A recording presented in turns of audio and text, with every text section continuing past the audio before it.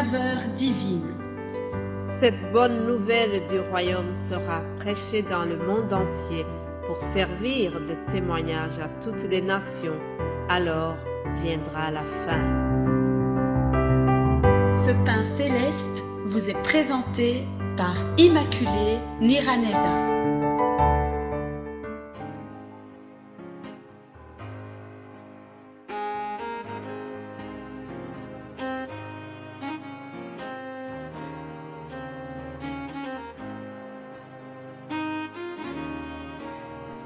Shalom, shalom, mes bien-aimés de Dieu qui suivent l'émission Saveur Divine.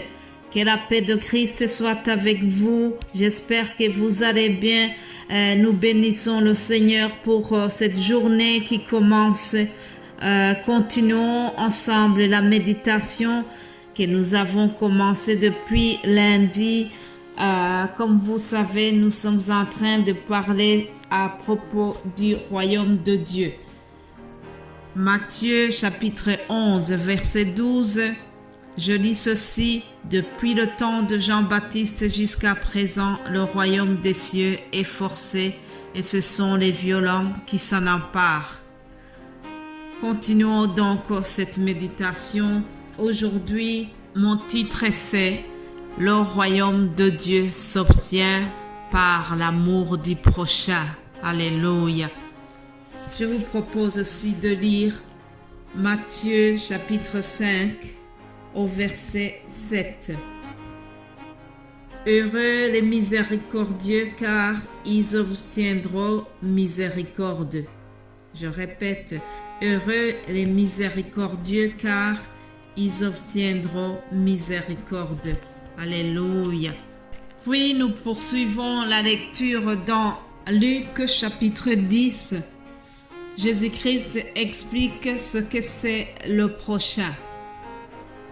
Jésus reprit la parole et dit: un homme descendait de Jérusalem à Jéricho. Il tomba au milieu des brigands qui le dépouillèrent, le chargèrent de coups et s'en allèrent, le laissant à demi-mort. Un sacrificateur qui fortuitement descendait par le même chemin, ayant vu cet homme, passa outre.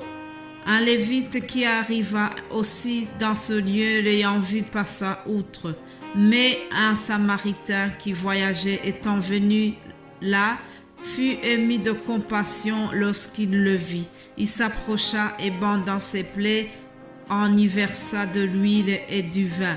Puis le mit sur sa propre monture, le conduisit à une hôtellerie et prit soin de lui. Le lendemain, il tira 2 deniers, les donna à l'hôte et dit: aie soin de lui, et ce que tu dépenseras de plus, je te le rendrai à mon retour. Lequel de ces 3 te semble avoir été le prochain de celui qui était tombé au milieu des brigands? C'est celui qui a exercé la miséricorde envers lui, répondit le docteur de la loi. Et Jésus lui dit: va et toi fais de même. Alléluia. Va et toi fais de même. Je voudrais vous lire un autre verset de Matthieu 5 au verset 3 qui dit: heureux les pauvres en esprit, car le royaume des cieux est à eux. Chers amis, nous venons de voir une parabole que Jésus-Christ a prononcée en s'adressant au docteur de la loi qui venait de lui poser une question. Ce docteur de la loi a voulu éprouver Jésus-Christ. À plusieurs reprises, il y a des pharisiens ou des docteurs de la loi qui ont essayé de piéger Jésus-Christ en lui posant des questions détournées, des questions piégées. Et Jésus-Christ a toujours pu répondre sans se laisser piéger comme on voulait le faire. Alors c'est une question aussi que les religions lui posent. On lui dit: Seigneur, Maître, que dois-je faire pour hériter la vie éternelle? Autrement dit, que dois-je faire pour hériter le royaume de Dieu? puisque dans le royaume de Dieu, nous aurons la vie éternelle. Alors, Jésus lui répondit, il est écrit dans la loi, tu aimeras le Seigneur, ton Dieu, de tout ton cœur, de toute ton âme et de toute ta force et de toute ta pensée et ton prochain comme toi-même. Autrement dit, Jésus-Christ lui a rappelé les commandements. En observant les commandements, on gagne le royaume de Dieu. Mais il a voulu souligner ce commandement de l'amour de son prochain. Alors le docteur de la loi lui demande, c'est qui est mon prochain?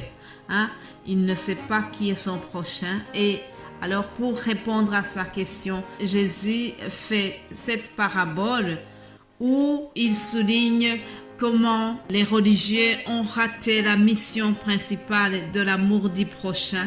Cependant, c'est le Samaritain qui a manifesté la miséricorde, qui a témoigné de l'amour du prochain à ce monsieur qui était blessé. Chers amis, c'est triste parce que le docteur de la loi, le Lévite, ce sont deux personnages qui étaient très impliqués dans le religieux, dans les histoires de Dieu. Donc, ils étaient susceptibles de venir au secours de cette personne, puisque ce sont eux les responsables de l'Église. C'est chez eux qu'on s'attend à avoir vraiment des bonnes actions.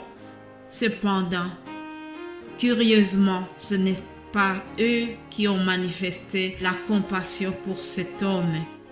Donc, le sacrificateur et le lévite, autrement dit les religieux, ceux qui maîtrisaient la Bible, ce ne sont pas eux qui ont témoigné la miséricorde à l'égard de cet homme.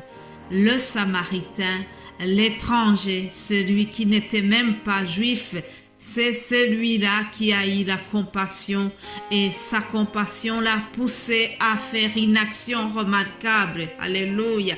Il a mis tout en œuvre pour sauver cet homme. Alléluia.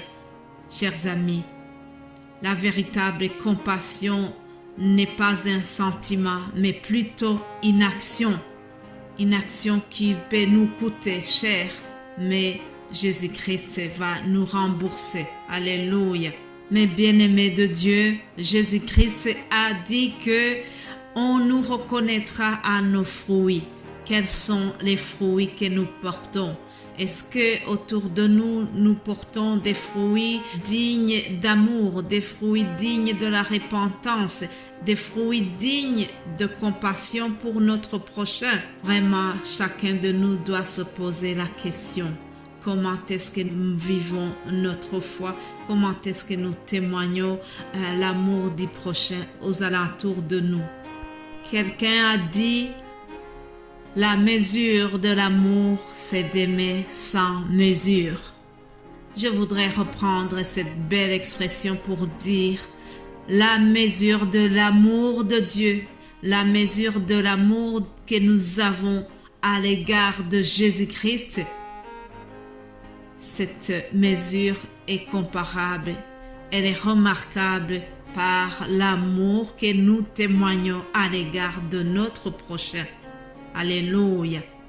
L'amour de Dieu ne peut être séparé de l'amour du prochain qui se vit au travers tous les petits gestes de la vie quotidienne. Chers amis, nous devons témoigner de l'amour pour nos prochains. C'est cela qui va prouver aux autres que nous aimons Jésus-Christ et c'est cela qui va nous faire gagner le royaume de Dieu. Alléluia. Heureux les miséricordieux, car ils obtiendront la miséricorde. Heureux ceux qui ont le cœur pur, car ils verront Dieu. Alléluia.